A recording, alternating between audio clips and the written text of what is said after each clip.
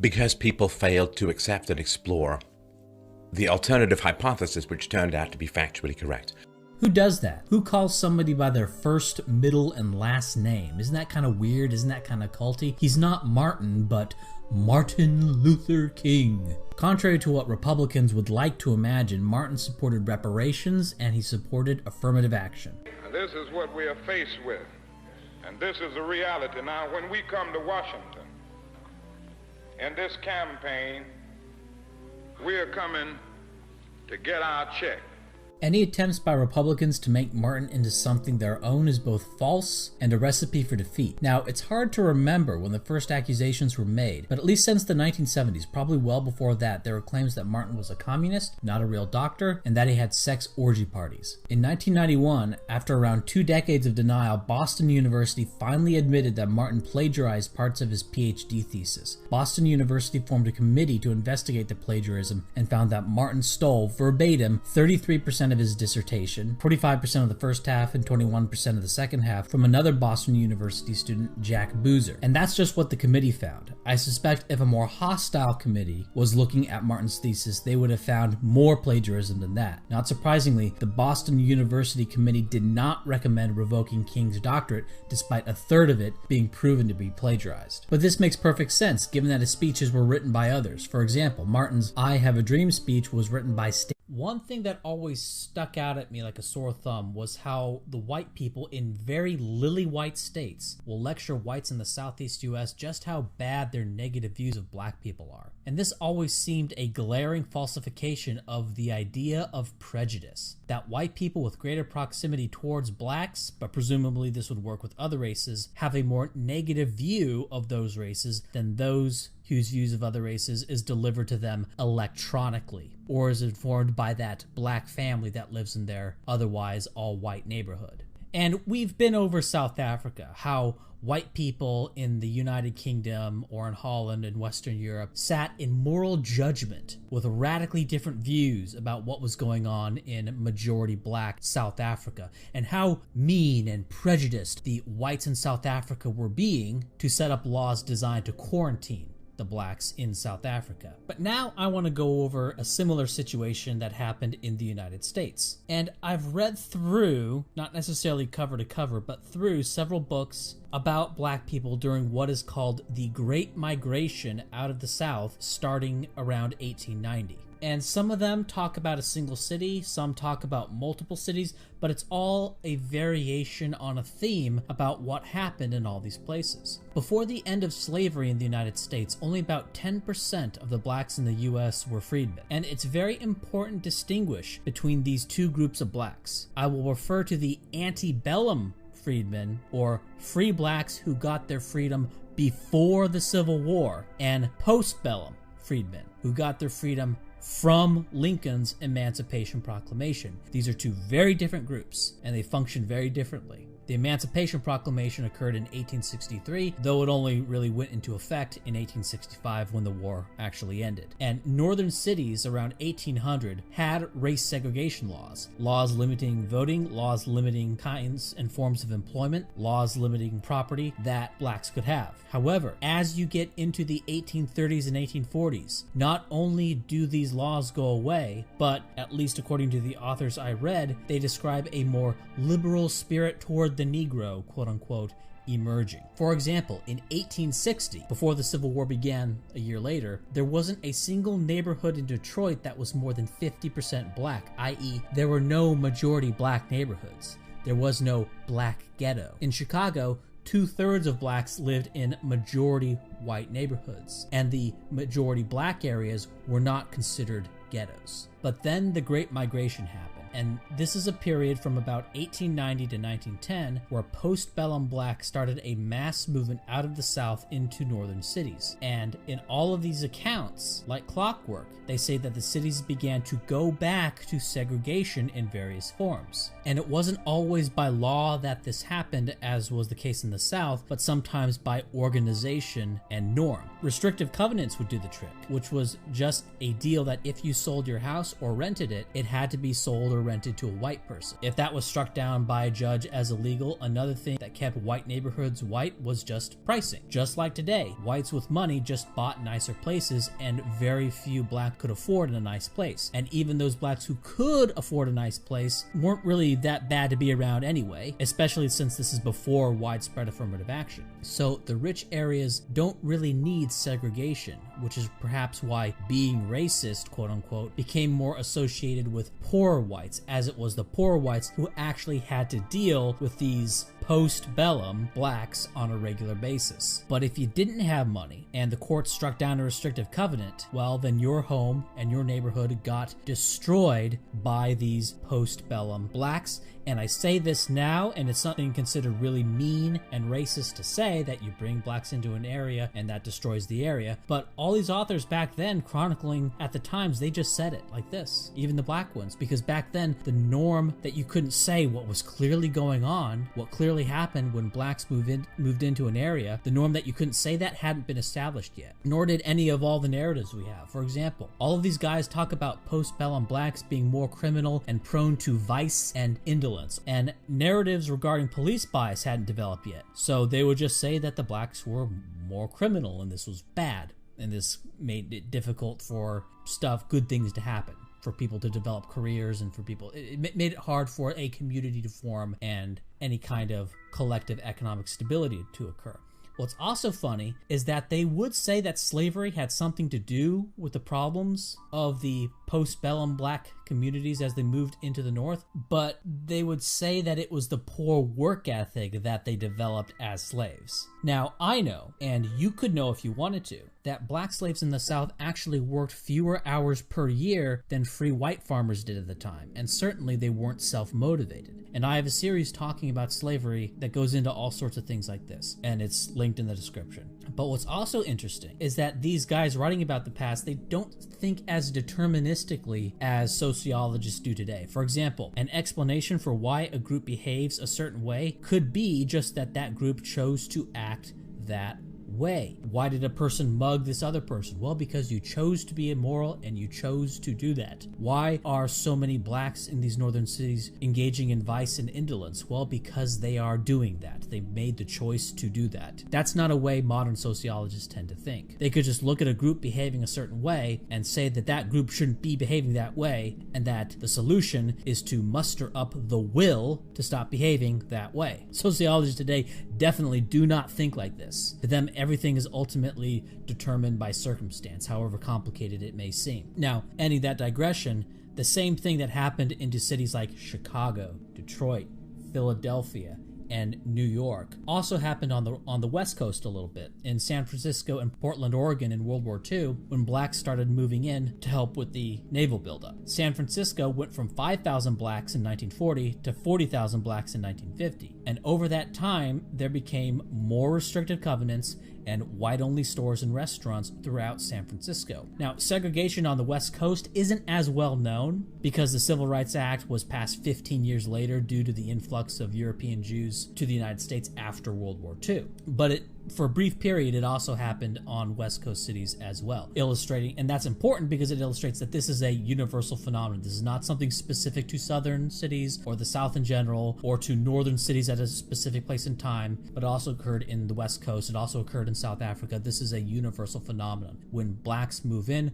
whites have a instinctive reaction to segregate somehow. And today, the way whites segregate is different. It has to do with the buildup of the suburbs and leaving the cities, and the cities become what they become. So why did all of this happen? Why did all of these cities go from being open to blacks before the 1890s to being closed to blacks once the post-bellum freedmen started moving in? Well, there's a true dichotomy of explanation here. One is the obvious explanation that pops out at you, and the other is circles within circles retardation. So we'll skip the shitlib circus explanation here, and we'll just go with what actually happened. The antebellum, right? Remember, the antebellum freedmen were the blacks who found a way to not be slaves, either buying it or doing a favor or whatever it is they had to do to find a way to stop being slaves. And so the difficulty of becoming a freedman before 1865, however difficult that was, I'm not exactly sure how hard that was, but whatever difficulty that was, that served as a filter. And I'm just gonna have to be kind of rude about this, but it was obviously the higher quality blacks who managed to achieve freedom before general emancipation. This couldn't not be the case. It wasn't going to be on average worse quality people who managed to earn their freedom before general emancipation.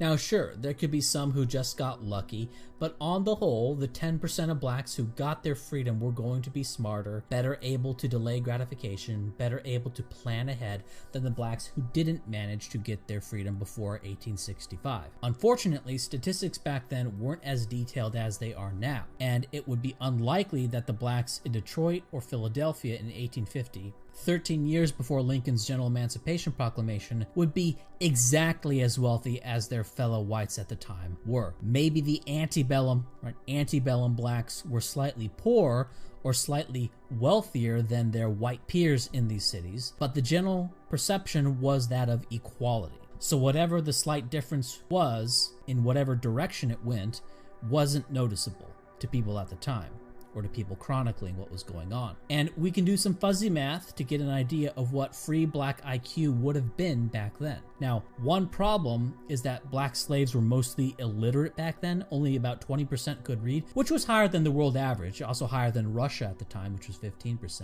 So black slaves, in a global sense, had it pretty good in terms of being literate. But what this means, though, when comparing IQs, we're really talking about a kind of genetic IQ potential, or what their IQs would have been if they weren't illiterate. So blacks today, their mean IQ is around 85 with a standard deviation of 13.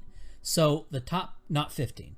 So the top 10% of blacks today would start at an IQ of 101.6, slightly above the white average. However, the selection for IQ in earning freedom probably wasn't as strong, as again, there would be those blacks who just got lucky, and there would also be some really smart blacks who couldn't earn their freedom because their lord just wouldn't loosen his grip at all. And so if this number here isn't so much a minimum but an average, well then we're looking at antebellum freedmen having an IQ of around 102. Now, if you think that the mean black genetic IQ was only 83 back then, because they had less white admixture at then, which is going to pull up, the average black quote-unquote IQ, as blacks today are around 24% European by admixture, and of course we're dealing with racial hereditarian assumptions, then by my assumptions here, we would predict the IQ of antebellum freedmen to have an average IQ of around 99.7. So these 10% of the blacks who were able to earn their freedom before the Civil War probably represented around the top 20% of blacks in terms of intelligence, ability to plan ahead, delay gratification, have self-control, etc.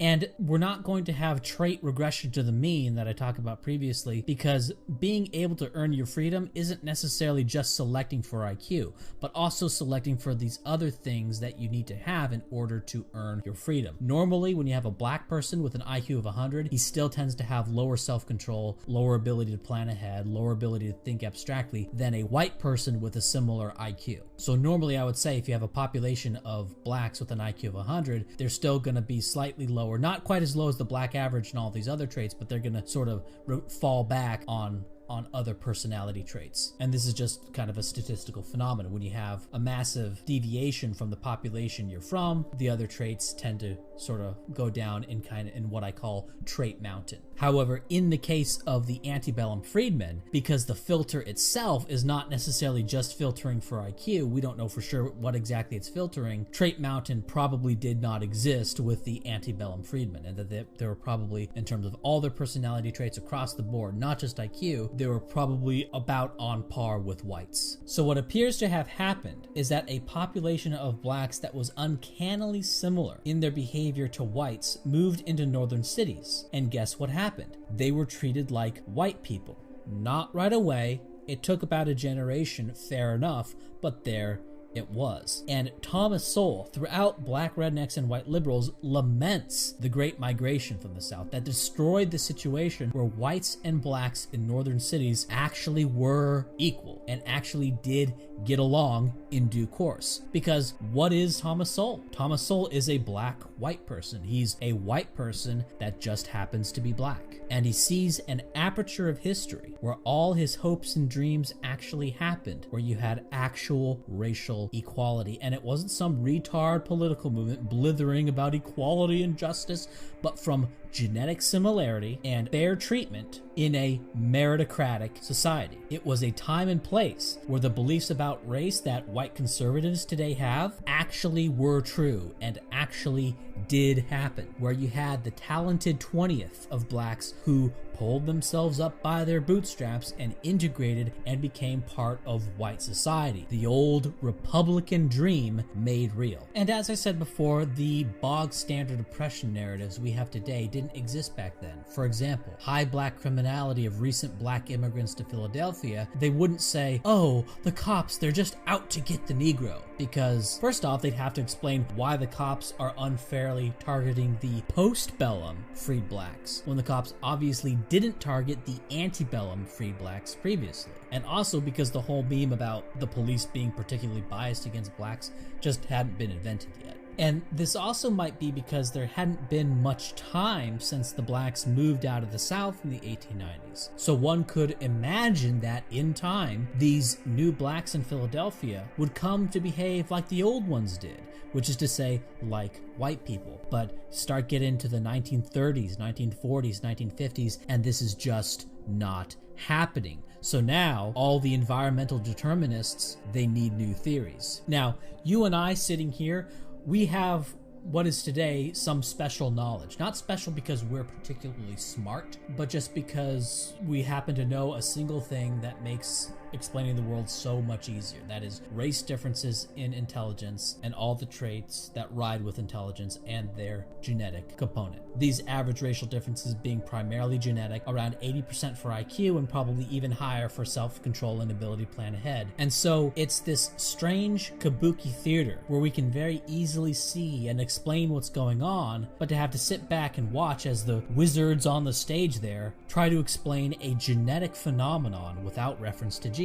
It reminds me of cities that have used predictive policing algorithms, and what ends up happening is the algorithm just tells them to send cops into black and, to a lesser extent, Hispanic neighborhoods. And I went over this in a video I made a while ago called The Rise of the Racist Robots. So they forbid the algorithm to use race as a criteria, and so the algorithm ends up telling the police to go into areas that have a lot of menthol sales and have liquor stores with check cashing services. And so they end up just telling police to do the same thing as when they explicitly use race. The algorithm finds a way to racially profile even if you say you can't racially profile. They find the correlates and end up telling you to do the same thing. And that's kind of what sociologists do, trying to explain racial equality in everything when they forbid genetic explanations. Of course, their environmental explanations always fail, and so they're always changing. So we're sitting here at the theater watching this retard trying to figure out this problem, and we keep telling him it's the genes, stupid. And when we say that, he screams at us and calls us racist for saying that, asks us what our credentials are, and then comes up with four-dimensional hyperloop white privilege inferred from quantum entanglement, and his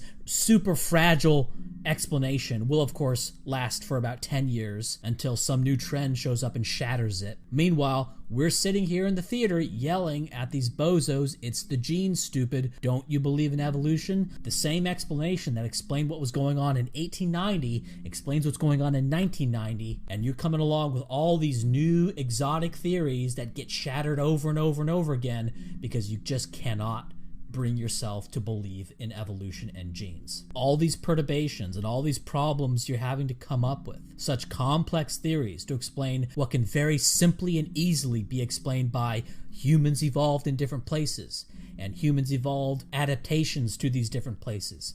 One of those adaptations was brain functions. And so they start off by saying that the great mass of black immigrants will just integrate just like the antebellum freedmen did. The postbellum freedmen will integrate just like the antebellum freedmen did. But then that doesn't happen. So then they move to the belief that, well, it's segregation and the Jim Crow laws and all the norms that are causing the poverty and the criminality of these blacks. Never did they imagine that they might have cause and effect reversed here, that segregation is really a form of quarantine and white people practicing civilizational self-defense, but never mind that for now. So we get the Civil Rights Act. And at the time, people who started pushing for racial quotas, what we call affirmative action, they believed that they would become unnecessary in about 10 years, 15 years at the most. And we've seen how that played out. But why wouldn't they think that? If segregation's the problem, and in addition to ending segregation, you're also giving racial quotas and privileges, well, damn if we don't make some serious progress towards this great thing we're supposed to want, which is racial equality. Well, we're 53 years on from that, and there's been virtually zero progress towards this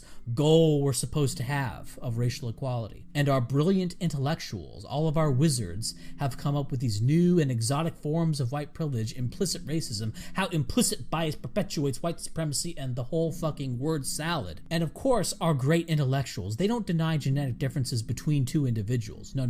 Sure, some people, by dint of their genes, will be better at math than other individuals. That is something that is so experientially true that when trying to teach a new math concept to two people in the same classroom for the first time, that we have seen one person just gets it and the other person doesn't, and over and over and over again. One person gets it, the other person doesn't. And to deny this experienced visceral reality, it would just break all of your credulity and people would just stop listening to you. And of course, if you look at two groups of individuals, maybe people from the east side of the tracks versus the west side of the train tracks, there would be some genetic difference in average intellectual abilities between these two arbitrarily defined groups. Don't know exactly what it would be, but certainly there would be some difference, right? These great intellectuals, they have to accept that because this is obviously true. If you took two random groups of people, there would be some average intellectual difference. But as soon as the groups you're drawing lines around happen to correspond to the historical colloquial races, then stop. No, those must be the same. As soon as the groups you draw the lines around become the races or correspond with the races, then they're the same. Individual genetic differences? Sure. Arbitrarily defined group genetic differences? Sure. But if those arbitrarily defined groups correspond to the colloquial races, then they must be the same. And I say this, and it's really stupid what this is, what they do, how they think. And it's maddening for me to try to explain this to normal people, because these wizards who deny genetic differences between the races, they are so balls in your face stupid that literally the whole of social science in 90% of universities are literally as stupid as I'm describing here, that it's hard for the average Joe to believe it. It's so big, it's so balls in your face stupid that the average Joe just doesn't believe me. There's no way that these fucking wizards could be so dumb.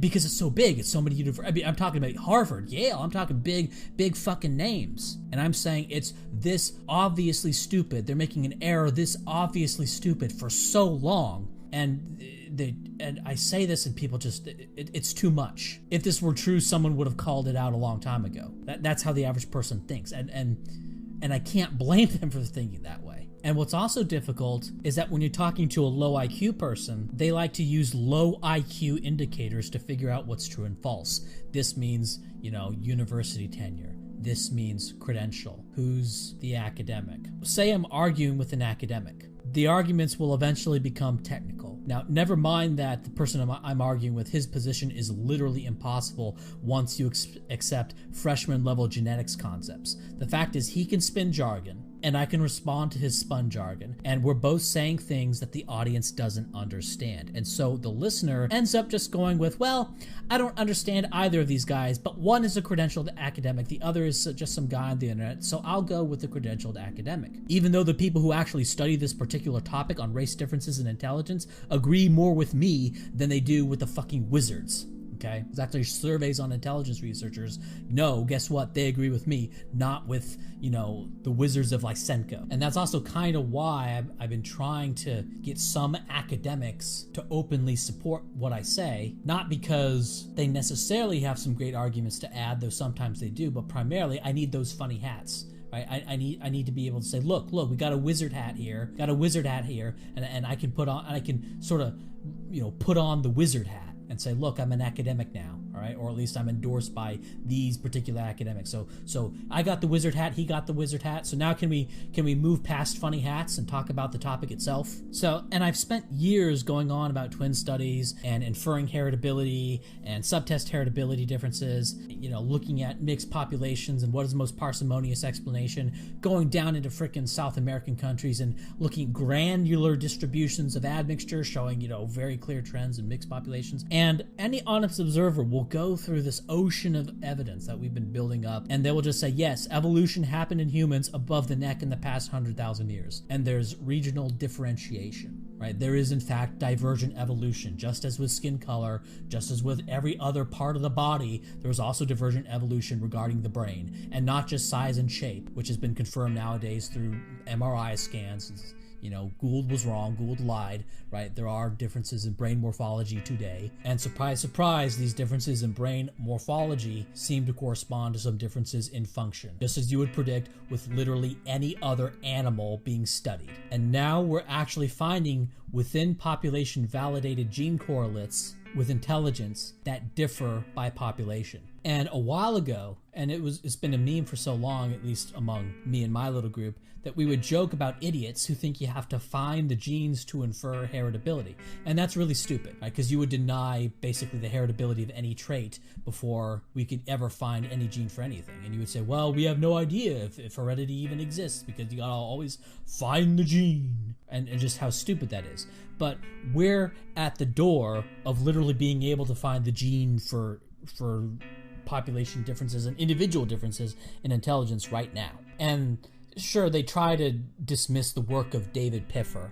They'll find some problems with the study, and guess what? Every study has problems, right? Finding some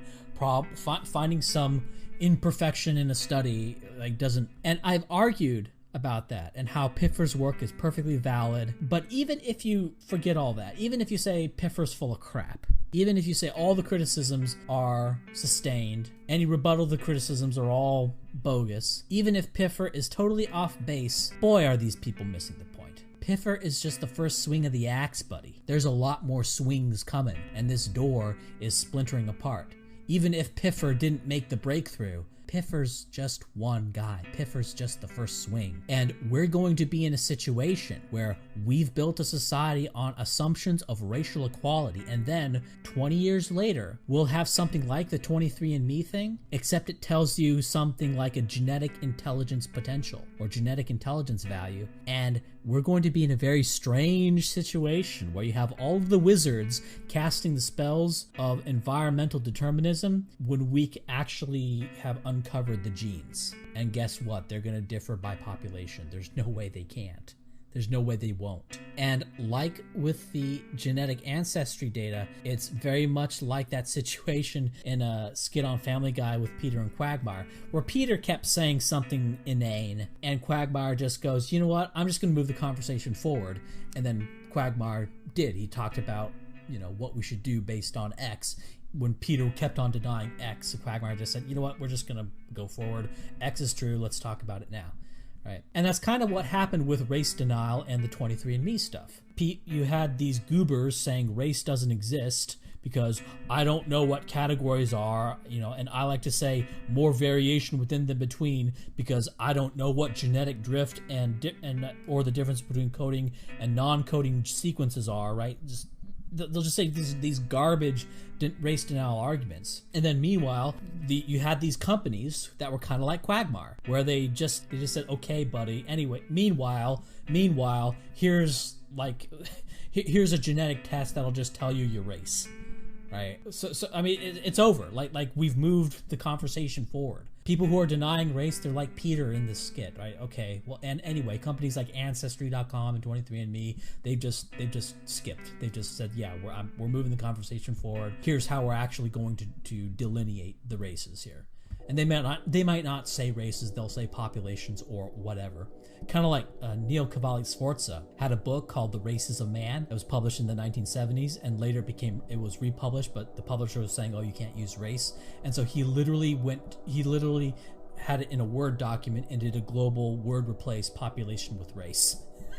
and he sent it in. It was literally just a global, like you would do on a Word document. That's literally all he did. All right, so anyways. So no doubt, even when you have the equivalent of a Ancestry.com test or 23andMe genetic test that gives you a genetic intelligence value, no doubt that even then you'll have the wizards come out and say, somehow that's not real. Somehow this doesn't say what it says. And just as people today don't deny biological race, that's kind of a non-starter. By the time we get to that point, the whole denial of a genetic intelligence value is just going to be a non-starter because there's just going to be a fucking app. We're just going to have an app that'll tell you this stuff, and people will use the app, and they won't need to use statistical arguments to viscerally experience the truth of it. They'll give somebody a genetic intelligence test, and it'll just be true. It'll say this guy's a 100 IQ person, this person's a 130 IQ person, and the difference will be overwhelming and immediate and obvious that this is true. They won't have to use statistical tables or charts or regressions or chi-squares or anything like that. They will experience it and it'll be true, and that'll be the end of this whole stupid thing. And all the people who deny race differences in intelligence, they're just going to be like Peter on that couch. But anyway, back to the myth of prejudice. We know that the United States has lost many of its cities. All these European countries, they like to chide the United States about how their cities are functional. Even places like Portland, Oregon, or Pittsburgh, that are still majority white for whatever reason, they're rated as some of the nicest cities to live in. And European countries will laugh at the United States. Why don't your cities work? Why don't you have nice mass transit? Or Japan will say, why don't your cities work? Why are you all spread out into suburban sprawl? And in the past, in the United States, you had the real city. And then you had the quarantined area where the blacks were. When the blacks moved into these northern cities, in order to keep the cities functional, these post-bellum blacks had to be quarantined. But in 1965, at the latest, and in some places it was even sooner, the quarantine was broken. And the civilizational self-defense of whites was made illegal. And blacks took over most of these cities. And these cities became as of Africa. And when someone blathers about oppression and racism, look, what happened in Detroit, what happened in St. Louis, what happened in the south side of Chicago, this is exactly what the segregationists said would happen. And this is what they were trying to prevent. How many seeds are in a watermelon? I know what you're thinking. Oh great, another Now This video where we get to listen to Jiminy Allen Sapp destroy a libtard epic Ben Shapiro style with facts, logic, and evidence. Actually, no, not this time. This video from Now This accuses fair elections, one where people have to, prove who they are before they vote, as being an implement of white supremacy. Most YouTube commentators, including me oftentimes, would take this video and deconstruct it, proving why she's wrong with facts, logic, and evidence. Triggered libtard, but this time, let's skip the song and dance you've seen 1,000 times and hit on a deeper issue. What if she's actually right, but for the wrong reasons? To find out, we have to determine what she means when she says white supremacy, and why are those two words powerful enough to destroy someone's life or impugn a sitting congressman's reputation? I think most anti-SJW commentators and conservatives are actually missing the point when talking about so-called white supremacy. They approach the issue logically and correctly define white supremacy as the belief that whites are somehow superior to all others. They debunk the left's claims against that definition and call it a day. But that's missing the point. When the left talks about white supremacy, they are not talking about a belief. They conceptualize white privilege and white supremacy as ethereal systems that implicate every white person, that pervade every aspect of society. I'll explain what I mean in today's video. Steve King's recent trouble with the media, the article from last week about good parenting being white supremacy, the Covington Catholic controversy, and this woman's video, which we will reference, all have me thinking about these very basic questions. We see the accusation of white supremacy supremacy thrown around in the media like water balloons at a wet t-shirt party. When leftists say those two magic words, WS, are they actually talking about an ideology held by people that believe in the natural de facto superiority of the white race? Or is there an idea of white supremacy that includes every process, behavior standard, cultural norm, and custom found throughout Western civilization? Is the left correct when they accuse everything of being supremacist? But they're asking a fundamentally different question. They're using a fundamentally different definition. Today, I'll make the case why I believe that conservatives and the left are actually talking past each other on issues involving race, and neither group is truly understanding what the other is saying. But first, it's more fun than listening to yet another YouTube premium ad. You have the opportunity to own a piece of American history. People may not realize that humble, unassuming silver coins like these played a huge role in our country's development. Over 100 years ago, Morgan silver dollars were used to pay for and buy just about everything. Banknotes were for the very rich. Most people used these as $20 bills. Everybody from the president to the working class had these in their pocket. They're much heavier than you would expect if you've never held one before. And that's because they are 90% solid silver, guaranteed by the US Mint, so these coins are even eligible for your IRA or 401k rollover based on their purity. And take a look at the design here, original and classic. The credit goes to George Morgan, the engraver who created this gem. If you're curious and want to learn more, or you're thinking of starting to collect these, you can visit the website at historicsilvercoins.com, where you'll find loads more information, prices, and a great video about the history behind these coins. Plus, save $5 per coin by using the code JAMES today. Go to historicsilvercoins.com and save $5 per coin by using my promo code JAMES. Check it out today. Yes, I'll admit I have gotten into reading again, so maybe that's why I'm coming in with these galaxy-brained centrist style takes. Let's focus on two common takes that I often see regarding the accusation of white supremacy. First, the leftist take that you are all familiar with. The left argues that systems in America and the West, political systems like the Electoral College, the criminal justice system, TV and movie casting, the education system, the nuclear family, and even the standards we use when communicating with each other, all of these are examples of white supremacy. And if they aren't directly promoting it, they certainly are reinforcing it. To the activist and academic left, supremacy is omnipresent. It is weaved into every facet of American life. The conservative sees these arguments and attempts to own the libs with facts and logic. Quote, how can America be a white supremacist country if Indians and Jewish Americans have higher salaries than whites? Or how can we be supremacist if affirmative action grants better opportunities to Hispanic and black students? Or there are plenty of black TV shows and no one accuses them of black supremacy, etc.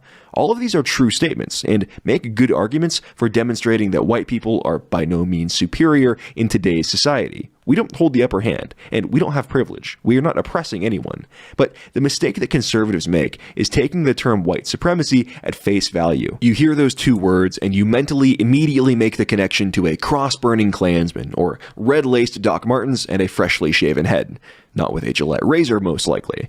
This is missing the point. When the left talks about white supremacy, they are not talking about systems that actively and explicitly promote white people over non-whites. Those systems don't exist anymore, and the people that believe in the inherent superiority of the white race are few and far between. So clearly that's not what they're talking about. They are talking about anything, concept, cultural standard, or ideal that was designed by a white person in a Western country. It's more than just incredulous cries of everything is white supremacy. If you interpret those two magic words the way the left does, you too would believe that white supremacy is baked into the American and Western cake. As leftist media elite Stephen Kantrowitz writes on BostonReview.net, quote, white supremacy connotes many grim and terrifying things, including inequality, exclusion, injustice, and state and vigilante violence. Like whiteness itself, white supremacy arose from the world of Atlantic slavery, but survived its demise. Yet, while the structures are old, the term white supremacy is not. This is part of what I mean when I say that conservatives and the left are talking past each other. When conservatives talk about, quote, white supremacy,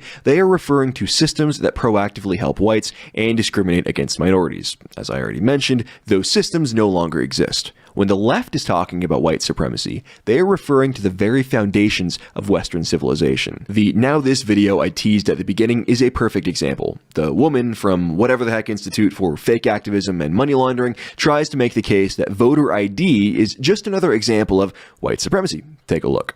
So can you imagine in 1878, you're a sharecropper, you get to the voting booth, and you're ready to cast your vote, and the first thing that they ask you is how many seeds are in a watermelon? Of course, the person asking you the question doesn't know the answer, but it's a tactic, it's a quote-unquote literacy test. In other words, it's a bunch of crap. And most black people, all black people were kept from voting because no one can answer the question, how many stars in the sky? Who knows how many stars in the sky?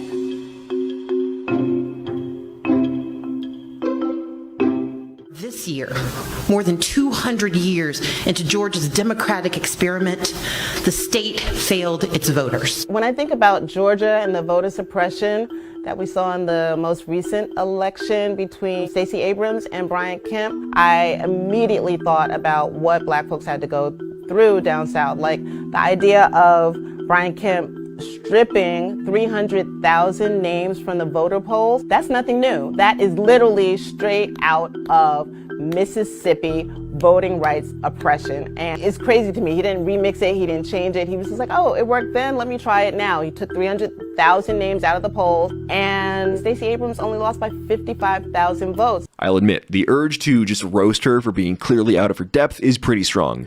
Where did they find this lady anyways? Lady parts justice? There truly is no respite from clown world if this lady is considered a democracy expert. Her claim that the video editors have to help her stumble through is that voter suppression is white supremacy. Voter suppression is the scary way of saying having a fair election where you don't allow dead people to vote. The 300,000 people removed from the voter rolls, or voter polls if you're this woman, were people who had not voted in 2 elections and had not responded to repeated inquiries from the state government about whether they wanted to remain registered voters. They didn't vote in 2 elections, that's at least 4 years, and then didn't respond when asked if they still live in state, were still alive, or still planned on voting. They had the ability to re-register to vote at any time, but they chose not to. Many of those 300,000 were dead or had moved out of state. The others, well, do you really want someone so disengaged that they haven't voted in 4 years and cannot even bother to re-register voting in your elections? Not really. Beyond that, leaving old and inaccurate voter information on the rolls is a huge election security risk. The state of Georgia allows voters to request absentee ballots online or via mail, meaning you don't have to show ID. There is always a risk of voter fraud, but common sense policies like regularly purging inactive voter registrations is a great way to cut down on potential fraud and protect the sanctity of the vote. Take a look at Europe and you'll find election security procedures much stricter than those in most US states. France, Iceland, the Netherlands, Norway, Sweden, and Northern Ireland all require voter ID to cast a ballot. In Germany, polling notifications are mailed to eligible voters, and voters are then asked to show photo ID when they go to vote, although not always. Argentina and Brazil, both former European colonies with relatively large white populations, require voter ID, or in Brazil's case, biometric data as well. Point being that Western countries, those built by Europeans and those of European descent, tend to have strict rules about election fairness and election sanctity. When Western countries hold elections, we want them to be fair. This was true in ancient Rome, the birthplace of small r republican government, and it remains true today. Fair elections are the standard in Western nations that hold them, and as far as civilizations go, that is unique. Even Japan, which is better than the US in several areas, has a voter registration fraud problem. In India, superpower by 2020, right? Cash for vote scandals have rocked parliament in 2008 and in 2015. However, the problems in India and Japan pale in comparison to the problems found in Africa and Central America. Everyone understands that most African elections are essentially one step removed from civil war. For example, in Sudan's 2010 election, here is just a flavor, just a taste of what the country experienced. School children casting votes, soldiers casting multiple ballots, election officials using chemicals to remove the ink from people's fingers meant to prevent repeated voting. An excellent foolproof system, no doubt, and widespread reports of stuffed and stolen ballot boxes. In Nigeria, 78% of respondents to a study said that it was not immoral to sell your vote in exchange for money. Just this week in the Congo, massive electoral fraud was revealed, to the point where international authorities are getting involved to try to bring order to the election process. Pick any African country you want, type in that country's name, plus voter fraud or election fraud on a search engine of your choice, and settle in for hours and hours of stories. Voter ID, mailing out polling cards, forget it. They're literally using stamp pads and finger ink in Africa. Fair elections are not a part of the African tradition, nor are they an integral part of the Latin American tradition. Mexico 2006, Honduras 2017 and 2013, Venezuela 2013, and on and on and on. In Honduras in 2009, a sterling example of Central American election integrity, several people simply disappeared before the election after the army requested lists of enemigos of the electoral process so that they could be, and I quote, neutralized. The list goes on and on. You get the idea by now. Well, what does all of this have to do with so-called white supremacy? Fair elections are an integral part of Western civilization. Western civilization was built by European people, and so, when Americans want to enforce fair election rules in the United States, that is, by the terms of the left, white supremacy. Mythology has been used by peoples throughout history to explain the world around them. White supremacy, for today's anti-white left, has become a fundamental myth. They see Western civilization, because of its origins in Europe, as an inherently white supremacist system, and they see white people as beneficiaries of that supremacist system. Free speech is another area where you see evidence of this concept. Western civilization has long valued the idea that people may speak their minds freely, expressing their ideas and beliefs. This concept is attacked by the left as being inherently white supremacist. Activists, many of them racial minorities, will be in the streets demanding that conservative or right-wing speech be censored, and it is not at all uncommon to see violence be committed against people with whom the left disagrees. Is there a sociological precedent for this? Well, possibly. Free speech is celebrated throughout the West, but the same is not true for much of Central America and Africa. In many foreign cultures, might makes right. The idea that political or ideological minorities should be protected is completely foreign in cultures where you can be killed for being disrespectful. We see this bear out in polling of American minorities regarding free speech, where disproportionate amounts of American minorities, Hispanics and blacks, believe that people who are, quote, disrespectful should have their right to speak freely taken away. As our good friend Noah Berlatsky writes over at CNN, people he determines to be Nazis should have their free speech censored because it hurts others' feelings.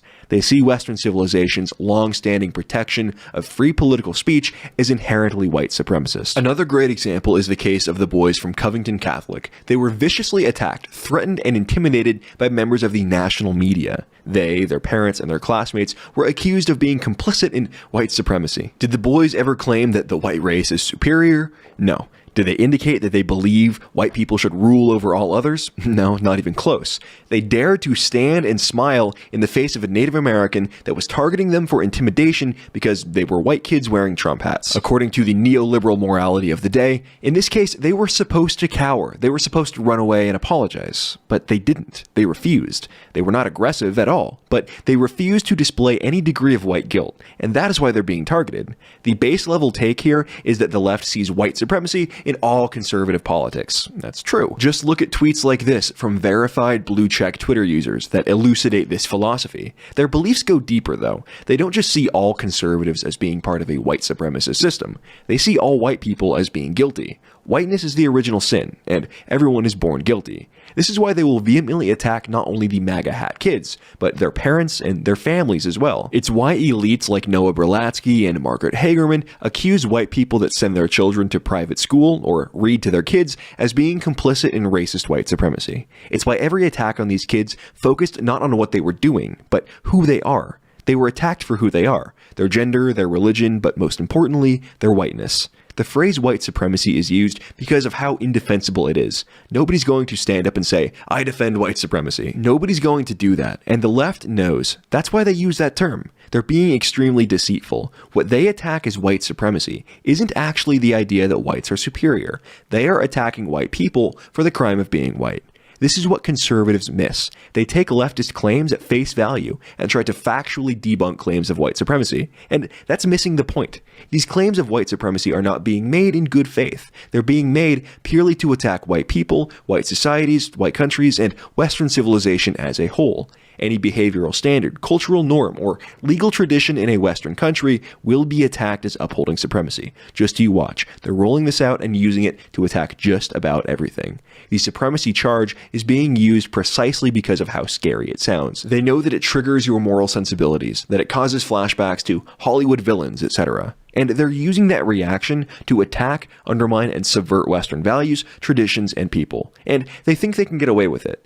They think that people will be so scared of being called a white supremacist that they will not fight back politically as their culture is being destroyed in front of them. People need to realize that these phrases are just scare words and nothing more. Accusations of racism, supremacy, and the like don't actually have any meaning. They are simply being made with the attempt to scare and stigmatize. They don't want to debate the facts and logic. They want you to be scared of the media. They want you to be scared to push back against them. Once you recognize that these accusations are being made in bad faith, it will free you from feeling like you have to debunk and disprove them with facts and logic and evidence. And just like any other myth, you can dismiss it as a fiction that it is.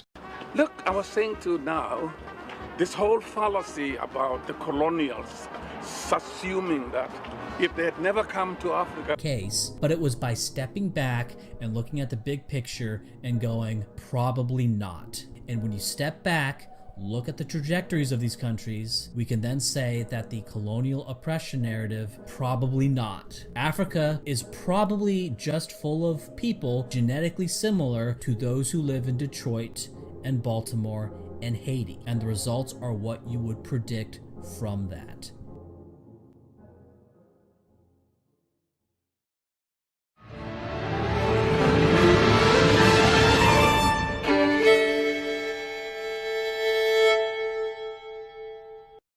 The U.S. federal government, state, and local governments do not collect data on race and tax revenue. So the data I'm going to be presenting here is based on multiple sources to come up with an estimate of net fiscal impact of races in the United States. The overall spending and revenue data includes state, federal, and local tax revenue and spending from 2018. All data here is from 2018 unless otherwise stated. So first, I will present what I define as the best estimate straight away, and then I will explain how I got to these numbers. Table on the screen. So first you can see whites, net fiscal effect are plus 312 billion, blacks minus 660.7 billion, Hispanics minus 334 billion, and Asians, which are a heterogeneous group, 292.97 billion positive. In addition, if you took the white U.S. population and assigned to them the entire military budget, they would still run a small surplus. And you can see that on a table here, with whites still running a surplus of 56.4 billion, even with all military assigned to them. And this is a striking fact.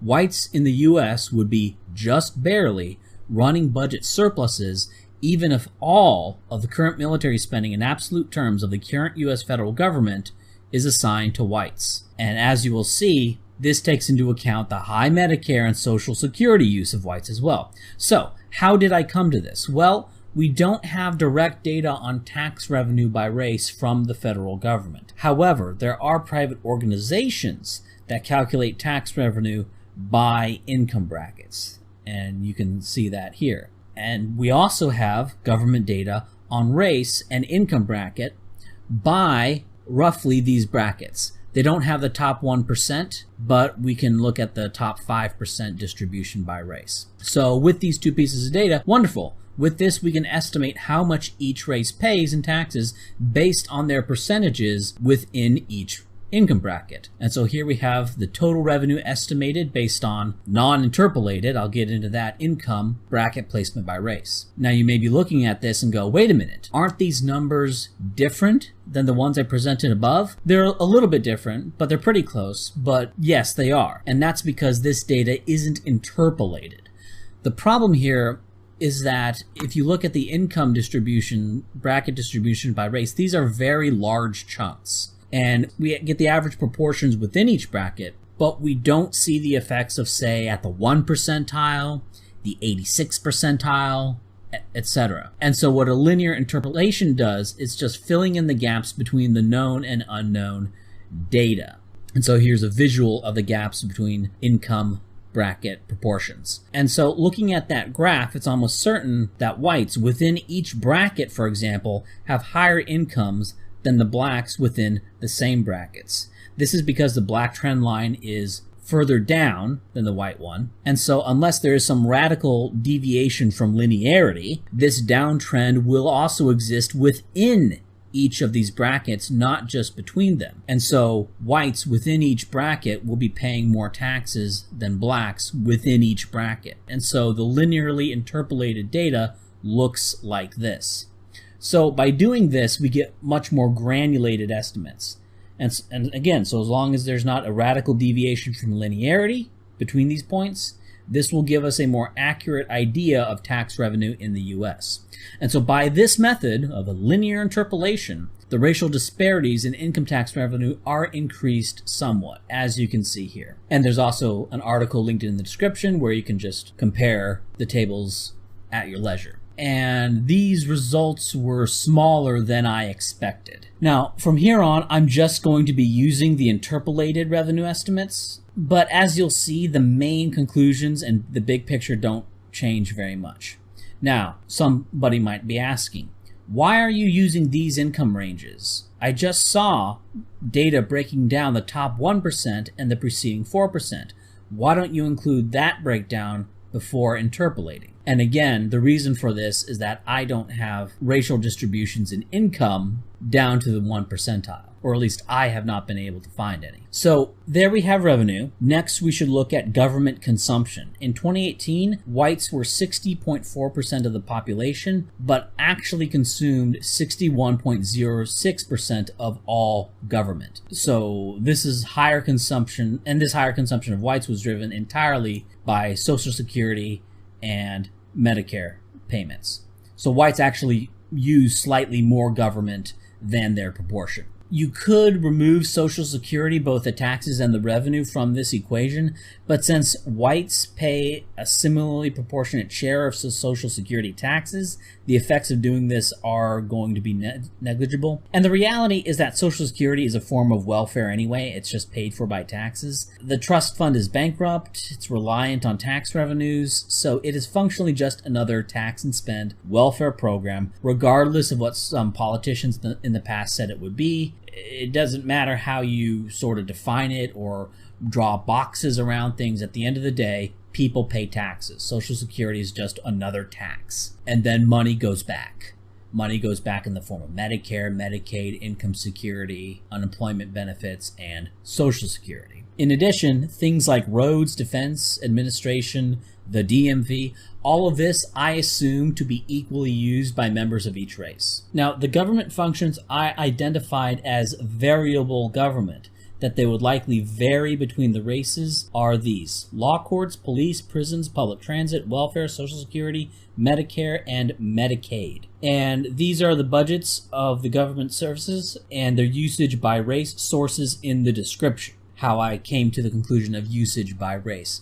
For law courts, police, and prisons, that was fairly simple. I just looked at the prison population. Because to go to prison, you're getting arrested by a cop, and you're going through a court. And there may be some differential between individuals, how much court they use, how much police has to be used to send them to prison.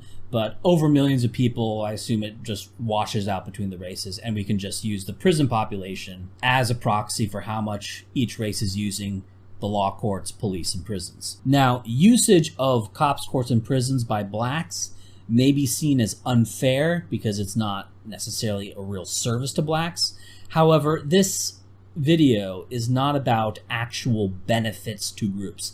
It's about the fiscal impact of groups. And kind of like with education, the brute fact is that blacks are costing more money by overloading these government agencies, fairly or unfairly, whether they want to or not. That's a discussion for another time. This is simply about the brute financial costs. And so we can convert these percentile numbers into absolute numbers based on the budgets of each of these items. And you can see that here. And with this data, we can come up with assignment of government usage by race based on variable and then what I call equal government. And so here we have the fiscal impact with variable government and equal government breakdowns. And so from this, we see that whites, despite constituting 60.4% of the population, make up 62% of variable government spending. And again, this is driven by Social Security and to a lesser extent by Medicare. The Social Security numbers also take into account SSI payments, which whites take proportionately less of. And this dampens how much whites overuse Social Security a little bit compared to other races. Whites use Social Security at a higher rate, and they also have more benefits per person. But SSI transfers almost exactly offset the higher Social Security payout per person that whites use, and the result being that the total amount of money each race gets corresponds almost exactly with just the number receiving benefits. I don't know if this is just some giant coincidence or if this was by design. And so with all these pieces in place, we can finally look at the fiscal effects of each group. And this is the fiscal impact of racial groups in the United States. This is the table I showed at the beginning, but I'll show it again. However, say blacks, Hispanics, and Asians, who are substantial contributors to the budget deficits or help reduce the budget deficit, as in the case of Asians, say they didn't exist in the US, that the US was just white people. Well, first off, the amount of income earned by whites in the US would probably be about the same. This is based on there being no relation to the percentage of non-whites in a state and the income of the whites in that state after adjusting for cost of living. And so we can look at white median real income in 2017. Again, this is from 2017 because it's the most recent data I could find, not 2018, by state and percentage white. And at least in 2017, there was no relation. Now, just as an aside, an all-white U.S. would be a more rural U.S., and this is sort of my justification of the cost of living adjustment here. So while the nominal GDP of this country would be right at about 14 trillion, the real GDP would be about 14.7 trillion in terms of what those dollars could purchase versus what current U.S. dollars could purchase, which is to say it's about 5% more, i.e. the dollar would be stronger because white people get more for their dollar because white people more often live in rural areas. And so if blacks, Hispanics, and Asians didn't exist in the US, the dollar would be stronger, which isn't necessarily a good or bad thing in and of itself. Right, there are costs and benefits to a strong or weak currency. And while this is irrelevant to current fiscal impact, since federal budgets are done on purely nominal terms, right, you pay taxes based on how many dollars you earn and other factors, regardless of how much you can get with those dollars. Now, an all-white U.S. would be a rural shift, which means real GDP, purchasing power parity, would only decline by about 26.5%. Not 30%, even though nominal GDP would decline 30%. And that is why it is justified to use the cost of living adjustments when looking at the effects of non-whites on white income. Before doing this, I was worried that there may be some relation between the presence of blacks and Hispanics and higher white incomes due to urbanites having higher incomes. This is also true in 90+% white cities in Europe as well. Like the whites in the cities make more than the whites in the countryside in cities that are almost entirely white anyway. And so I was worried that I have to point out that we don't know if it's causal because it could just be the effects of urban incomes. But luckily, there is no relation, thank goodness, and so this isn't even an issue that we have to deal with. So, but the point is that there is no boost to white incomes by the presence of blacks and Hispanics, or as far as we know, Asians. Some white people gain from having, cheap labor, some lose, but on balance the effect is nil, which means it is appropriate to simply add and subtract the fiscal impact of these groups in sort of a hypothetical. Of course, in the real world, if all Hispanics, blacks, and Asians were just instantly, disappeared from the current US, there would be enormous economic problems because the economy would have all these holes constituting about 40% of the labor force. I'm simply saying that this is approximately what the US economy would be like if those people were never in the US at all and the economy developed with just white people. It would be smaller, but wealthier per person. Real estate would be about 30% cheaper, right? Given that 30% of the purchasing power has been disappeared, but there's still just as much land, and so land would presumably be that much cheaper, 30% cheaper, and rent would presumably also be roughly 30% less. It would be much less crowded, working class wages would be higher, and the wealthiest wouldn't be as wealthy due to not having as much cheap labor. Wage labor, the working class would be in a better bargaining position because there's less of them, because whites have a higher capital to labor ratio than blacks or Hispanics. The US, in short, the US would look a lot more like Denmark. So let's look at the budget of white America. I don't for a moment believe white America would spend less on military in absolute terms than it does today, since all racial groups in the US about equally favor the military spending, right? Militarism in the US is a pan-racial attitude. So would white America still run a balanced budget even if military spending was maintained at the same absolute level, not the same relative level, the same absolute level? It's about 800-something billion. And the answer is yes. Put in the current military budget as it stands. Everything else was reduced proportionately to the white population for the equal government, and the variable government was reduced as defined previously. But just keeping the military, not reducing it at all, whites would still be running a budget surplus. But there's even more to this. In 2018, interest payments on the national debt were $433.7 billion. If blacks and Hispanics didn't exist in the US, say starting in 1950, based on current information, there would be a smaller national debt and thus lower interests today. Obviously, some of that debt was a function of World War I, World War II, and the New Deal, so it's not like there would be no national debt in white America. But it would be less to some degree that I haven't quantified. Just as an experiment, because a lot of people may have problems with my interpolation thing or my breakdown of government usage, let's see how much these results, with all the work I did and all the breakdowns I did, how much they differ from a much simpler method of just assuming equal government for everything, no breakdowns for welfare or public service or Social Security, and just assume each race uses government at the same rate, and then use the non-interpolated data on tax revenue. Don't make any assumptions about what's between the bars, just, weight the bars in kind of a dumb grug line. So this is what I call the grug analysis that assumes equal government and non-interpolated revenue. And the results are fairly similar. Hispanics come out looking, a bit worse, and whites and Asians come out looking quite a bit worse. And whites come out looking a little bit worse. Blacks come out looking a little bit better. So all of my deeper analysis actually doesn't yield results meaningfully different from just using non-interpolated tax revenue and then just assuming equal government usage for everyone. So it's telling that even with this debt that was, in part, accrued by deficits caused by blacks and Hispanics, white America would still be running a budget surplus while not cutting the military 1 cent. And while Asians substantially contribute to the budget, they are not necessary for balanced budgets. Whites can do that on their own. Even with whites' bloated military budget, even with bloated white usage of Social Security benefits and Medicare, even with all that taken into account, whites still, for all their foibles, would be running a surplus. So to all the conservative deficit hawks who say we need to run balanced budgets, well, I have news for you. We already are. We, as in white people, already are. The entire budget deficit, along with some proportion of the national debt itself, is a function of black and Hispanic populations.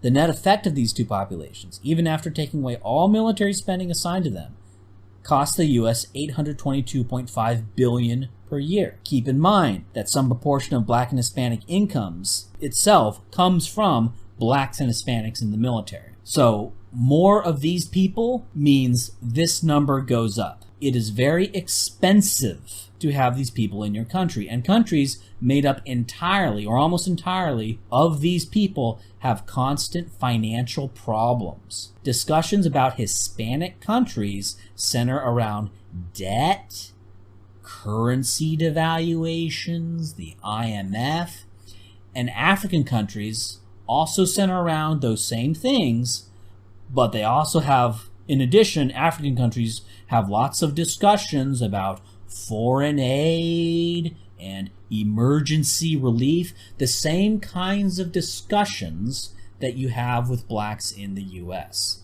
Okay, that's what countries made up entirely of these people look like. And it doesn't matter if their constitution is virtually a carbon copy of the United States's, as in the case of Liberia. It doesn't matter. Or if they went to US schools, or if they're in France or the UK.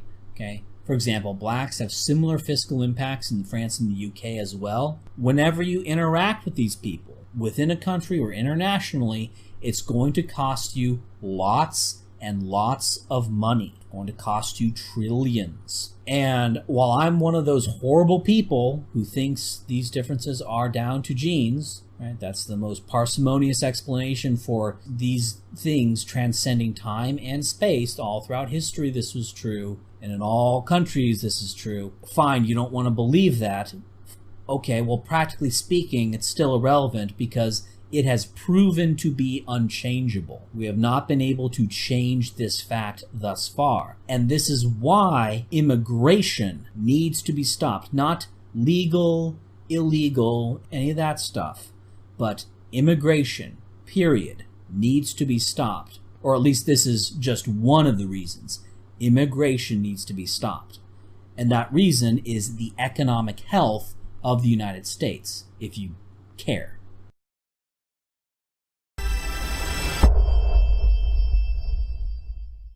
Hello, I'm Jared Taylor.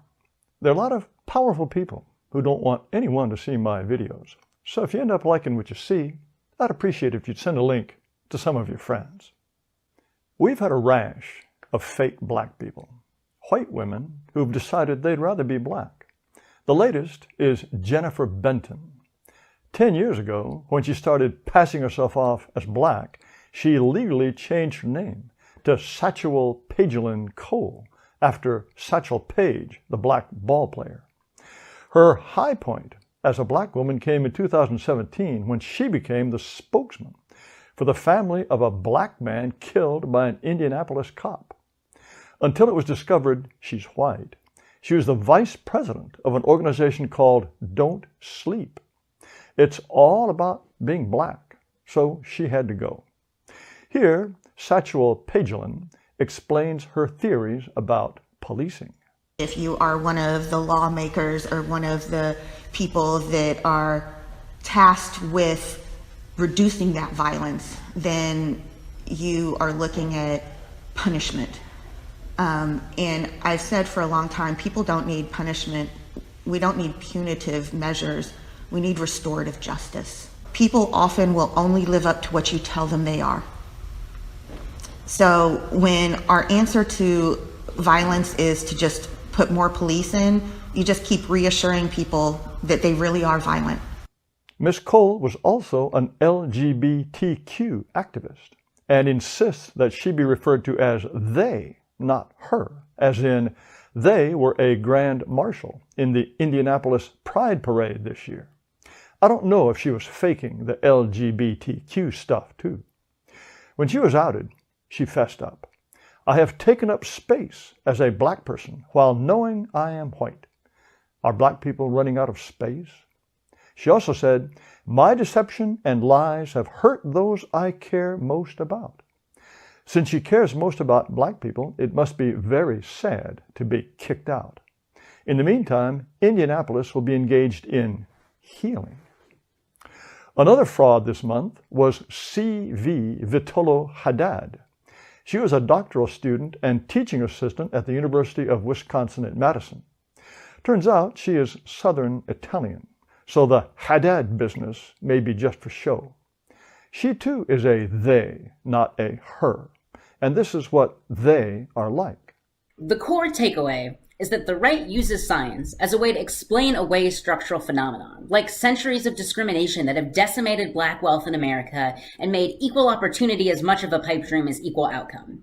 Talent is evenly distributed across all of humanity, but it's tamped down during childhood and bad education and squandered in non-compete clauses.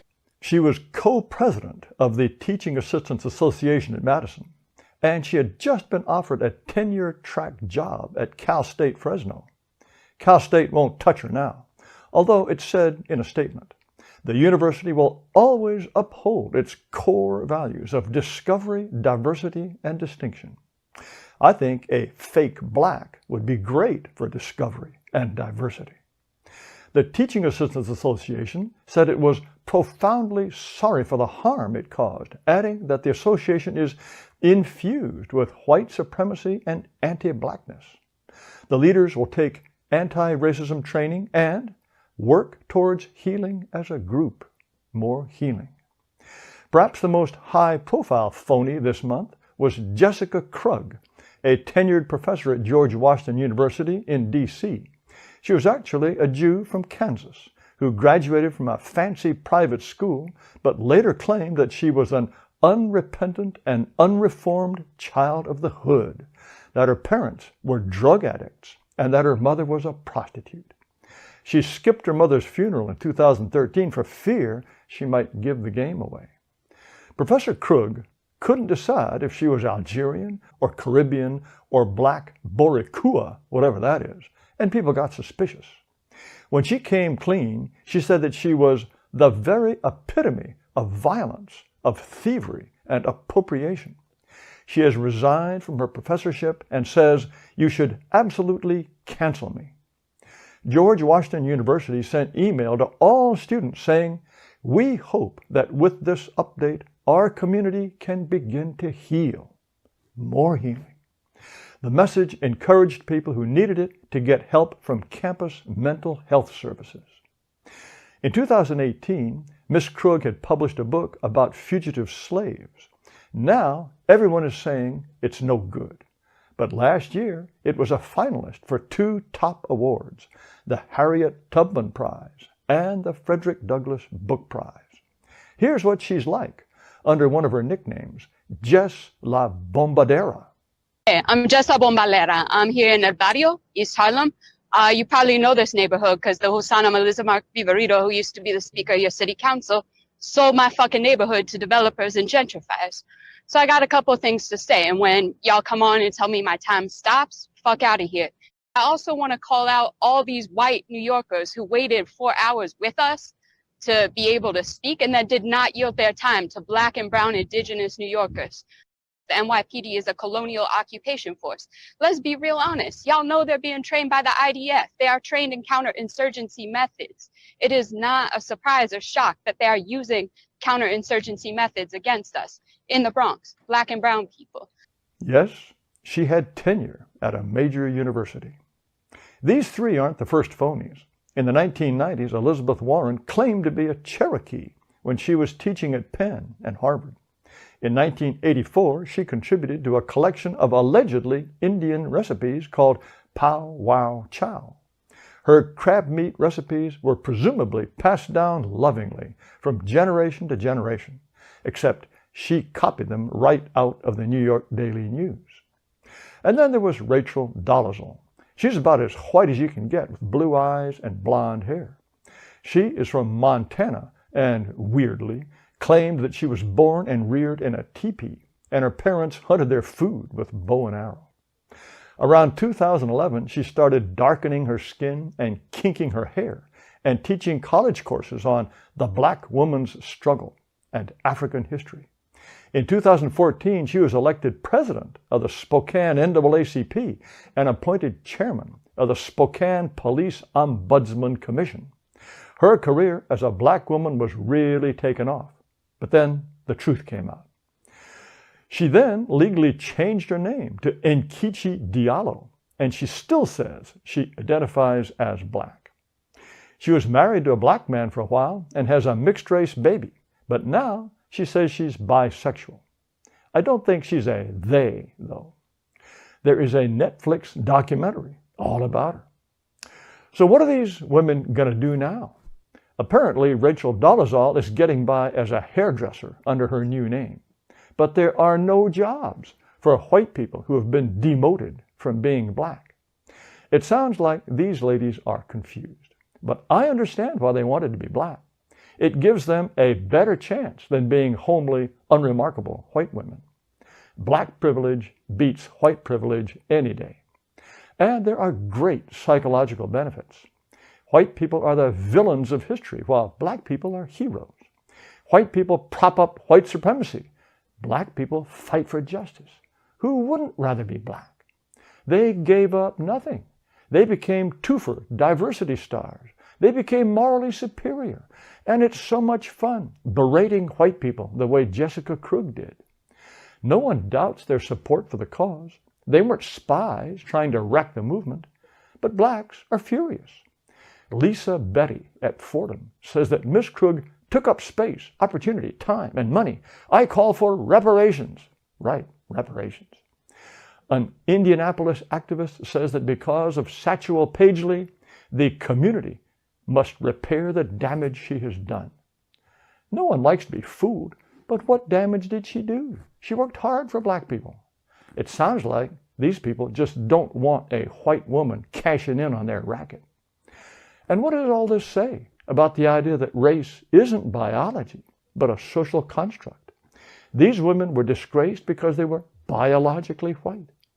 Rachel Dolezal still says that challenging the construct of race is at the core of evolving human consciousness.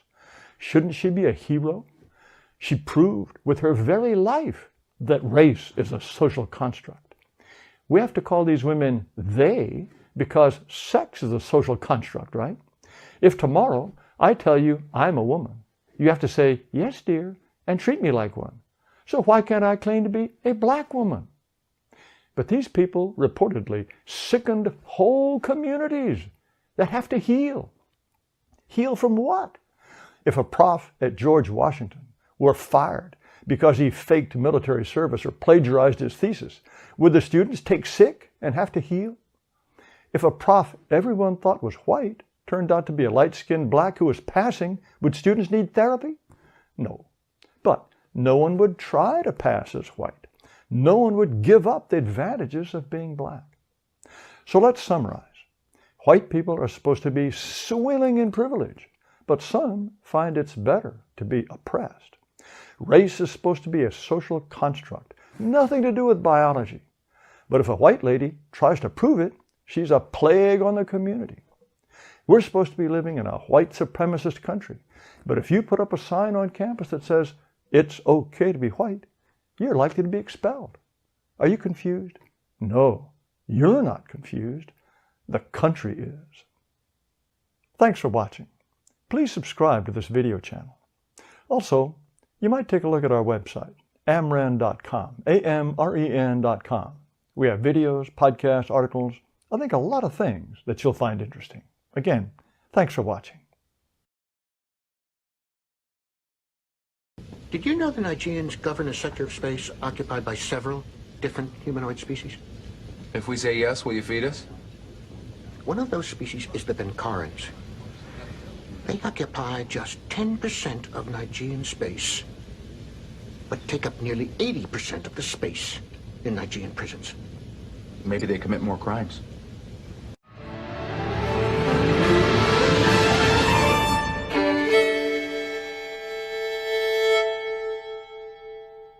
So we're seeing a large amount of black mob violence. If that sounds rough, well, look at the videos. Are these not in fact mobs? Well, they look like mobs to me.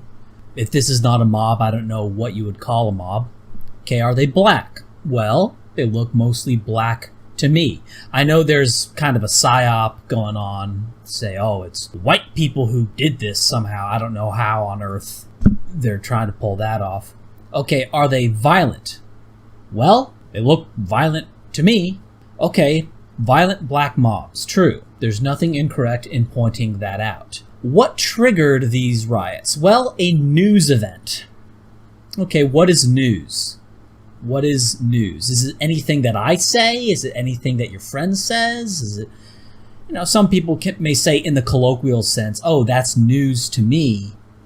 But when we say news with a capital N, we're really talking about something that is said by specific organizations that are promoted by the government, promoted by universities, promoted by NGOs, and treated as authoritative by these institutions. And that's part of promotion, is treating as authoritarian. And you know who I'm talking about. CNN, NBC, Fox, ABC, New York Times, Washington Post, LA Times, the usual suspects. So we know what capital N news is. They're sort of like text and video blog platforms, and they give jobs to people with journalism majors from certain universities that control the supply of the journalism majors that go into these places. These journalism majors who write these stories, and they give their ice cold takes in front of cameras, they're easy to control because they, with a very few exceptions, can't get an audience on their own. And that's perfect. That makes them easy to control because they're sort of locked into their career as a journalism major working for CNN, for example. And these groups, these sort of text and video blog groups like CNN, they have been elevated by other institutions. And I don't know if there's some grand conspiracy about this, but the effect is that they control what the public is thinking about. That's the effect. Whether it's planned, whether it just sort of happened, whether it's emergent, doesn't matter. The effect is that they operate to control what the public is thinking about and what facts they know. In early YouTube, I've been around long enough to know about the pre-Google YouTube. The CNN channel, the New York Times channel, they couldn't draw flies to poop. Nobody cared about what they had to say about anything. Only later, when YouTube and Google became publishers and started to elevate these, what I'm going to call the highly controlled blog and video groups like CNN, then they got people to see it and start taking them seriously again. Otherwise, if not for Google and the real power structure promoting these blog and video groups, you just watch independent journalists dumping raw feeds, and there'd be nobody to tell you how to feel about anything or select which facts you're supposed to know. It'd just be sort of a random mishmash of stuff that people happen to record as they're walking around, sort of citizen journalists. Now, this is the context in which people like Mike Cernovich or Mitt Romney are speaking. They're speaking on the topics which this sort of controlled media tells them that they should care about. Now, in 2019, there were 370 whites who were shot to death by police, 235 blacks, 158 Hispanics, 39 other, and 202 of unknown race who were shot and killed by police. This averages to about 2.75 per day, so, you know, if all these are treated equally, you should be hearing about 2 to 3 police shootings per day, and a few other deaths by other methods. Most of it's done by shootings. That's how police actually kill people. But, you know, in this case of George Floyd, that's actually not a shooting. But most of the time it's a shooting. But you're not hearing about them. You hear about selected instances which are selected for you to tell you what to care about and how to feel about it. This is also sort of why it's basically impossible that this is some sort of revolutionary action against the system, right? When the system, quote unquote, is telling you precisely to care about this. And they're telling the police to stand down and let you destroy, you know, people's lives in destroying their businesses and destroying their livelihoods and stuff. Target will be fine. They have insurance. They're a big corporation. They'll be, and even if that fails, they'll be bailed out by Congress. So, you know, going after Target or going after Walmart or anything is not going to have any effect because they're part of this. They're part of the system and they'll be protected. The people you're destroying are the small businesses, right? Would you have heard about Floyd George or George Floyd if it wasn't on the news, quote unquote, on the news? Of course not. An event you otherwise never would have heard about becomes elevated and then made important. And CNN, NBC, New York Times, Fox, they're all the same. They all report the same stories because they're not actually independent meaningfully. They serve the same function. That's why you can say something like, I heard it on the news, because they're all the same. It's the same news. They're controlled the same way and they serve the same function. And it doesn't matter who's writing the stories. In fact, you probably have no idea who writes any particular story. You just see that CNN tag and that's all that matters. It doesn't matter because they're all just compliant journalism majors. They're interchangeable, and they were pre-filtered by the process of getting a journalism degree. They're actually a kind of bureaucrat. And that's why these news outlets have a bureaucratic feel to them, because that's precisely what they are. Now, regarding police shootings, which is most of police killings, you know, the case of Floyd George, he wasn't shot, but whatever. We're talking about police killings, and the main way police kill people is by shooting. So the data on police shootings is going to reflect overall police killings. Blacks are, of course, overrepresented compared to their number. Okay, but they're not overrepresented based on homicide rate or as a percentage of people who shot the police. Blacks, 12.6% of the US population in 2019, but 29.3% of the people killed by cops where the race is known were black. However, blacks made up 34.09% of cop killers where the race is known. Whites and Hispanics combined make up 65.83% of the people killed by cops in shootings, and made up 63.64% of cop killers. In terms of the cop killers, the FBI doesn't distinguish whites from Hispanics, so the cop killer number is a combination of whites and Hispanics. If you separated whites from Hispanics, I suspect the white proportion in isolation would be lower. So it seems to line up, at least in the big picture. Blacks appear to simply be more aggressive towards cops if the rate of cop killing is a good indicator of overall aggression. Not saying that this is justified or anything, but it's a case against racial bias. Cops can still be assholes generally, they could be, but the point here is a racial bias. And whenever you do a proper analysis of data on this, racial bias doesn't come out once you consider behavior of groups, of demographic groups. So when a story piece is pushed by the controlled media, they only push one type of event, and that is when a white cop kills a black victim, or in the case of Ahmaud Arbery, it's white people killing a black man. Now, assuming all cops are white, which they're not, but if we assumed all cops are white, that would only happen 29% of the time in terms of who's killing who. Now, in 2018, don't have data from 2019, in 2018, whites and Hispanics were 77.1% of all police officers. If officers have an even racial distribution, this means that in all likelihood, only 22.38% of police killings involve white or Hispanic officers and a black victim. But in reality, black neighborhoods tend to have blacker police forces. Not as black as the neighborhoods they're policing. Police, as a rule, are whiter than the general population, but blacks are probably more likely to deal with a black cop than white people are. And since black cops are actually more likely than white cops to shoot a black person in a given encounter, this would all mean that the percentage of police killings that involve a white cop and a black victim is going to be less than 22.38% of the time. Also, take out the Hispanic number, whatever that is, it's going to be less as a result of that as well. So I don't know what the exact number is. It's probably going to be somewhere around 17% of all police killings involve a non-Hispanic white cop and a black victim.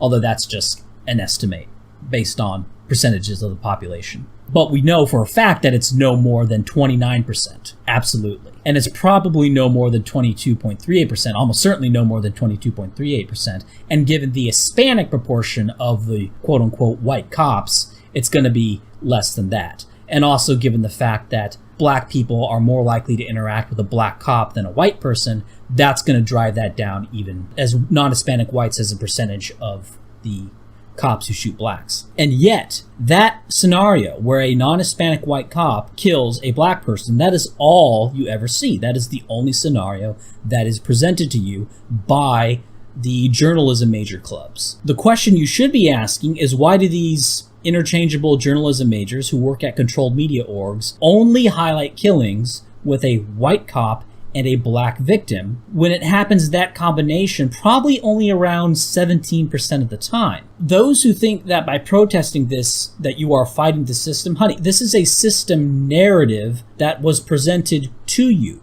They want you mad about this. The only reason you are mad about this is because this was picked and highlighted and presented to you. That's why they're showing you this. Because Joe Biden is a trash candidate and they need to gin you up to vote for him, okay? You're being ginned up to believe in unreality because they need you to vote for a guy who has dementia, Joe. And that's why Donald Trump is sending the DOJ after those white guys who shot Ahmaud Arbery. Because Trump wants you to think he's on your side. He's not, and neither is Biden. But all this is just a game to get you ginned up to vote for Biden, and Trump is trying to counter that by posturing that he's on your side. Consider the free cash Trump mailed out that blacks got at disproportionate rates. The establishment doesn't want Trump, even though Trump isn't really doing anything meaningful to destroy the establishment, but they still don't like him. They want dementia head Biden because he's controllable, right? Just like the journalism majors at the alphabet soup controlled media orgs. They like having those journalism majors who can't make it on their own because then they're bound to the quote-unquote news agency like CNN, and they can then be controlled, and they then toe the line. They don't get too creative. They don't strike out on their own. They're in sort of the New York Times, Fox, NBC, CNN sort of plantation, that whole sort of system. And so they're presenting you with white cop, black victim stories in order to get you hopped up and angry, even though these are extremely rare events and don't even reflect racial bias once black behavior is taken into account. If you compare the percent of blacks killed by cops versus the blacks who commit homicides, blacks commit consistently about half of all homicides where the race of the perpetrator is known, and this is far less than the percentage that blacks make up among those killed by the cops. And I use homicide as an indicator of general criminality because with things like robbery and assault and rape, these are all subject to reporting variance and police leniency. And with homicide, there's no judgment call. There's a dead body, the crime happened. The only issue with homicide is who done it, but that's also a problem with any other crime. Homicide is at least free of the problem of determining if a crime occurred. So the closest lifeline to reality in terms of race differences in general criminality is going to be the homicide number. Now, one thing, and my opponents will bring up, are simulation experiments showing police bias against blacks. And, it looks like they have a point. Let me present the most recent and, in my opinion, the best one. It's the best one because it has the biggest sample size, it has the most sophisticated method. There's all sorts of reasons, and I'll explain it. This is from Lois James et al. In 2016. And he took 80 police officers, randomly selected police officers, and put them through 1,517 reaction scenarios where they were put in a sound-deadened room with HD screen and a light gun, right? So they had a light gun that they pointed at the screen, and it emitted a muzzle flash, and it fired a blank. So it would bang, it sounded like a gun. And then the screen would register where the police shot. The police must react to various scenarios presented to them, which involves white and black citizens. It's a controlled environment where the white and black actors on the screen behave identically, and they look at how the cops, right, I think 40 of them were presented scenarios with blacks, 40% of them were presented scenarios with whites. And the HD screens are large enough that they are life-size. The cop must then decide very quickly where and if to shoot. Now, in terms of speed of reaction in the cop shooting the person on the screen from a given baseline, they take 1.32 seconds to shoot the white person, but they only take 1.09 seconds to shoot the black person. Okay, so that looks like they're more trigger happy in shooting black people. What about error rates when the police shot someone in error when the citizen was not about to attack the officer? That is, they killed what is, according to the scenario, an innocent person. Well, they shot blacks in error 14% of the time, but they shot whites in error only 1% of the time, or in absolute numbers of all the simulations.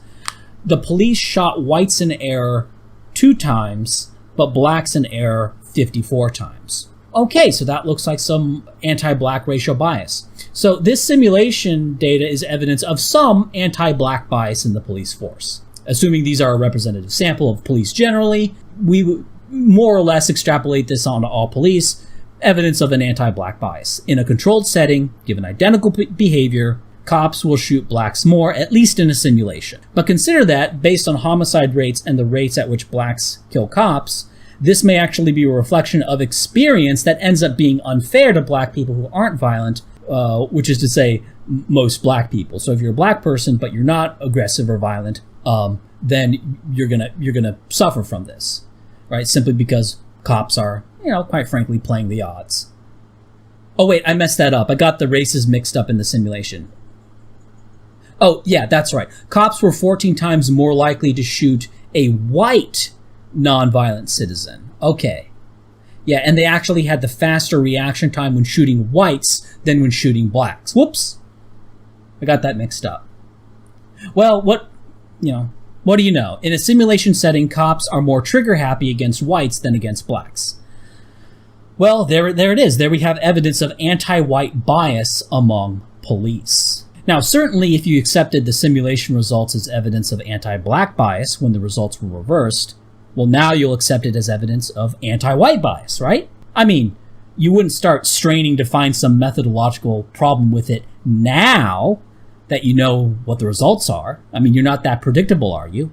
Now, you may be watching this and wanting me to talk specifically about Floyd George or Ahmaud Arbery or whatever. And okay, I'll go ahead. Here's the interracial homicide instances, black on white and white on black. And the Ahmaud Arbery is one of the whites killing blacks. So there it is. And here's the people killed by police in 2020. Floyd George is one of those. All right, I talked about those. In fact, I talk about these episodes more than they deserve. Right there was more than they deserve. If you're talking about these individual instances any more than I've talked about, you're giving it way more attention than it deserves. You're being controlled by institutional media, controlled media, that is putting these episodes in front of you and telling you what to care about and telling you what you're supposed to know. While we're talking about simulations, let's talk about a simulation involving other things, or simulations involving other things where blacks and whites engage in identical behavior and how they're evaluated. L.J. Zigarell did a fun paper looking at 17 experiments that he could find that looked at how black and white people were treated and evaluated given otherwise identical behaviors or characteristics. So one of the paper he looked at was Prager and Fries, 2003, and he asked people how much government help this guy Michael should get based on all sorts of factors: employment, age, inheritance, criminal record. Both groups offered to give Michael more money, but both whites and blacks said that Michael should get more money if Michael was black. In the black condition, they both showed a pro-black bias. Both whites and blacks did. Given identical history, identical inheritance, identical everything, right? They say give the black guy more money. Oliver and Lee asked people to evaluate how fat someone was using computer images of black and white people who had otherwise identical bodies, right? These are identical bodies, just with a few black facial characteristics and white facial characteristics, and of course the skin color. On that, both blacks and whites rated blacks as being slightly fatter. Interestingly, blacks were more likely than whites to consider the black image fatter. Like, both blacks and whites considered the black person with an otherwise identical image as being fatter than the white person, but blacks to a higher degree. So blacks actually showed a more anti-black bias here than whites did. Cottrell and Newberg, 2004. This one is a little bit more difficult to explain. It involved measuring the subject's emotional response to a target racial group facing 7 different what I would call hardship scenarios. That's not the term they used in the study, but I think that's the best way to explain it. So 7 different hardship scenarios, and they looked at the subject's emotional reaction if the group were black or white. Now, both whites and blacks were more likely to favor their own race, but blacks favored their own race about 3 times as much. Oh, also, I'm not doing the bait and switch anymore. I'm not going to present the results one way and then say they're another anymore. That was a one-time thing. Okay, Bernard, 2005, gave little bios of various lawyers, being either male or female, or black or white, and the subjects were to rate how competent they thought the lawyer was. Both whites and blacks rated otherwise identical black lawyers as being more competent than white lawyers, right? They gave them characteristics, they gave them case history, they gave them win-loss ratios, they gave them all sorts of stuff. Otherwise identical lawyers, both whites and blacks rated the black lawyers as more competent. And they also rated women as being more competent than otherwise identical men. And it goes on and on. You can read the analysis if you want, linked in the description. Basically, across all 17 studies, whites showed a pro-black bias of about 0.1 standard deviation, while blacks showed a pro-black bias of about 0.3 standard deviations. Now, what this means, in a rather vulgar way, is that whites have to be at the 61.79th percentile to be considered as good as a black person to black people. And they have to be at the 53.98th percentile to be considered as good as a black person to other white people. Which is to say, for identical behavior or characteristics, blacks get bumped up 11.79 points out of 100 in terms of how other blacks perceive them. But blacks only get an extra 3.9 points for how white people perceive them. Not surprisingly, blacks tend to think that whites evaluate them too harshly, right? Because whites only give them 3.9 points, but blacks give them 11.79, so therefore whites are racist. See, that's how this works. Now, perhaps more germane to all this stuff that's in quote-unquote the news, or the news that you listen